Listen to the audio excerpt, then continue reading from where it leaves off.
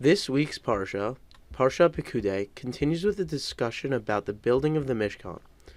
I want to focus on the end of the Parsha, being that this is the final Parsha in the book of Shemot. After erecting the Mishkan, Moshe brings the first korban to the golden Mizbeach. Just after Moshe brings this korban, it says that Hashem's presence and glory filled the Mishkan. Uchvod Hashem malei et Mishkan. And this thought ends the book of Shemot. This is an incredible way for the final Parsha in a book about Bnei Israel's exodus to end, with a complete turn, from being enslaved to having God amongst them. Ramban explains that this was totally necessary for the exodus to be complete. The end of the Parsha also has one glaring issue with it.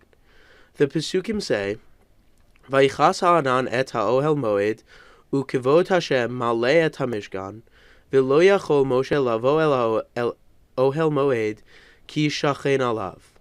Rashi explains that there is seemingly an issue with this pasuk because we know from other parts of the Torah that Moshe did in fact enter the ohel moed. Specifically in Parshat Naso, it says uvivo Moshe el ohel moed.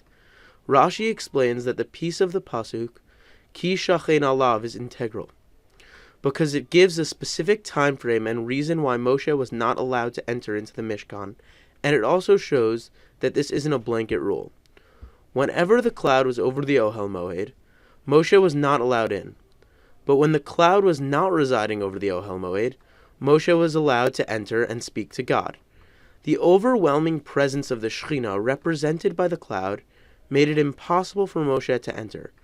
This may represent the fact that Moshe's role as liaison between God and Bnei Israel was now less necessary, as God himself began to dwell among the people.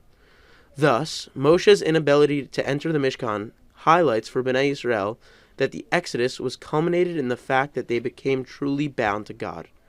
Discussing Exodus is especially fitting this week because of how intertwined Purim and Pesach are with each other. The holiday of Purim is defined by how close it is to Pesach, hence the reason for Purim being in Adar Bet and not Adar Aleph.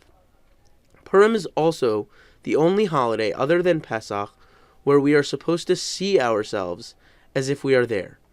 What better way to kick off Adar Bet than with a discussion of Bnei Israel's exodus as it directly relates to Pesach and, by inference, the holiday of Purim. Shabbat Shalom and Adar Bet Sameach.